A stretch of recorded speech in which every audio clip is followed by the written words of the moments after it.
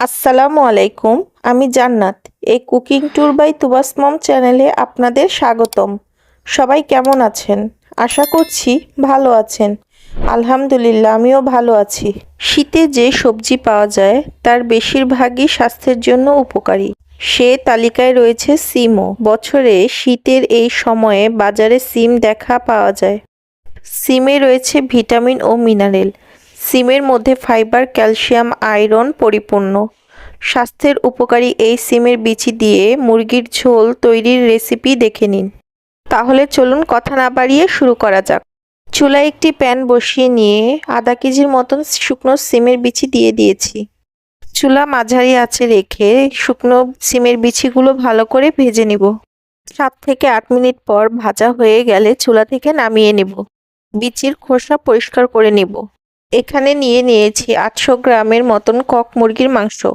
সিমের বিচিগুলোর খোসা ফালিয়ে ভালোভাবে পরিষ্কার করে ধুয়ে নিয়েছি। চুলায় একটি প্যান বসিয়ে নিয়েছি। প্যান কিছুটা গরম হয়ে আসলে এ পর্যায়ে দিয়ে দিব সয়াবিন তেল। এই পর্যায়ে দিয়ে দিব পেঁয়াজ কুচি। এখানে আমি মাঝারি সাইজে 3টি পেঁয়াজ নিয়েছি। এ পর্যায়ে দিয়ে দিচ্ছি এলাচ, দারচিনি ও লবঙ্গ। সাথে দিয়ে দিচ্ছি কয়েকটি তেজপাতা।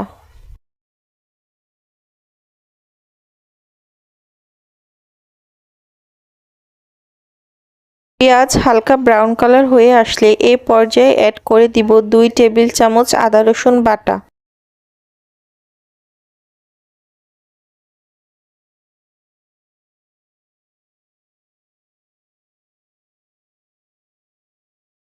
শিলপাটায় বাটা 2 টেবিল চামচ জিরা ও ধনিয়া বাটা।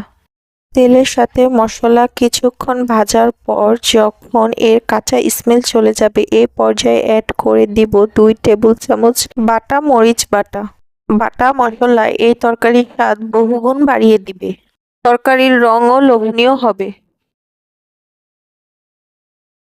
দিয়ে দিব 2 টেবিল চামচ হলুদের গুঁড়া। সাথে দিয়ে দিব 2 টেবিল চামচ লবণ। সব মশলা তেলের সাথে ভালো করে ভুনে নিব।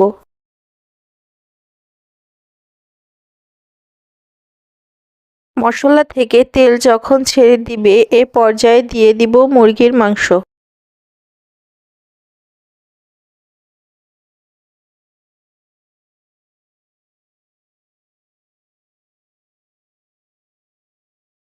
সময় নিয়ে ভালো করে মুরগির মাংস কষিয়ে নিব।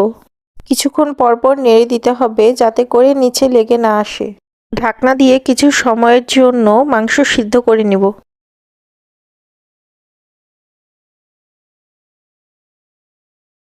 এই পর্যায়ে অ্যাড করে দিব সিমের বিচি। সিমের বিচি দেওয়ার পর মাংসগুলো আরও 5 মিনিটের জন্য ভালোভাবে কষিয়ে নিব।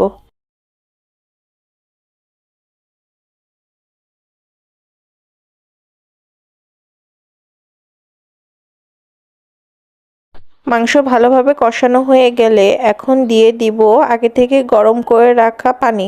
অবশ্যই আপনারা চেষ্টা করবেন এই তরকারিতে গরম পানি ব্যবহার করার।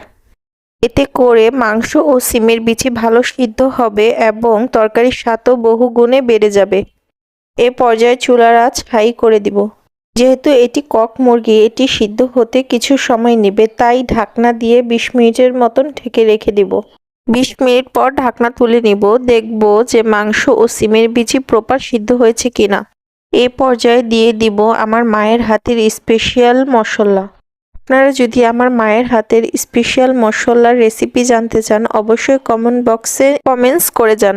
আরও 1 মিনিটের মতন চুলায় বসিয়ে দেন চুলা অফ করে দিব।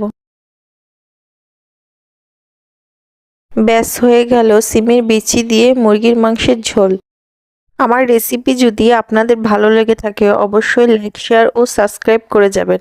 ভবিষ্যতে এমন সুন্দর সুন্দর রেসিপি পেতে অবশ্যই বেল আইকনে ক্লিক করবেন।